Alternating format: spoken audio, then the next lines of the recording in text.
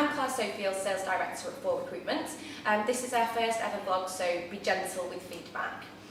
So I decided to do the first vlog on a recent HR retreat that we've held, topic being wellbeing in the workplace. It was a really great event with some fantastic tips and ideas that I think are really easy to implement in the workplace. Research shows that happier staff means more engaged staff, which means more productive staff, which directly impacts the bottom line, so both employee and employer win.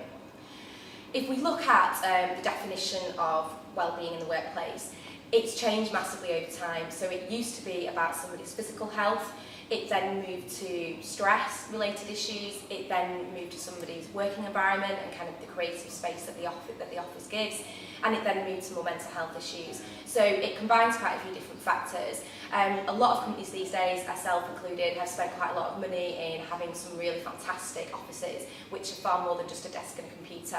However, I think it's important to remember that a chill-out room doesn't constitute a wellbeing policy. I think there's lots of other things that involves, and actually a starting point is understanding what makes your staff tick. For different people, wellbeing has a different definition. For some, it can literally be about being really happy in the workplace, having a really good social circle. For others, it's not really about that. It's about what's my purpose at work, what are my goals, how am I going to achieve those. One of the things that came out of the retreat was a really good starting point was to understand the current mindset of your staff and to do that in a really positive feedback session. So one of the speakers is a life coach called Amanda Brown, and she had a fantastic 3-step idea. So step 1 was speaking to each of your employees on a one-to-one basis weekly and asking a really basic question: how happy they're feeling on a scale of 1 to 10. 2 would be then asking why so high. Even if that score isn't that high, that doesn't matter. You're getting positives out of somebody rather than constantly focusing on the negatives, which I think humans are trained to focus on the negatives. Thirdly, what would make that 10? So what could improve, whether it be about the individual's role or the company. So again, you're getting some really good ideas from staff, potentially some of which can be implemented that would improve how they feel about work.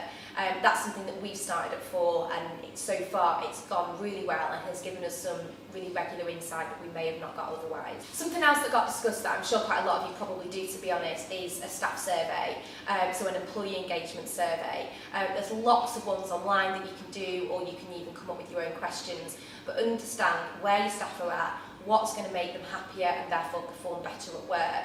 As I mentioned earlier, every employee is different, and it's about tailoring your wellbeing policy to each individual to get the best out of them.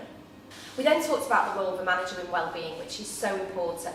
So there were a few things that we talked about, which was how do we measure wellbeing so that, like I said earlier, we can really look at direct results. So this is about linking it to your business strategy and seeing the correlation between staff happiness, how they're feeling, versus what the output is.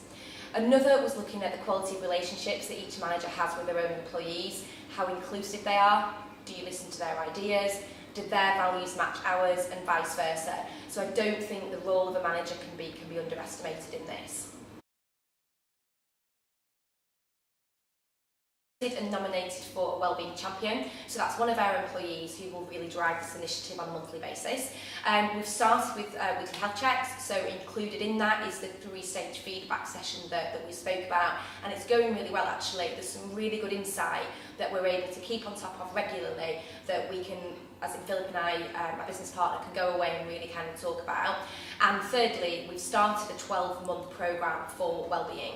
So it started with Carter Coulson, who were business psychologists, coming in. They did a fantastic session on resilience and stress management in the workplace. Really well received by the staff. Before I even genuinely had time to ask them what they thought, they were kind of coming to me with really positive feedback, so that was great. So thanks very much for watching, and hopefully you'll tune in to the next vlog that we do.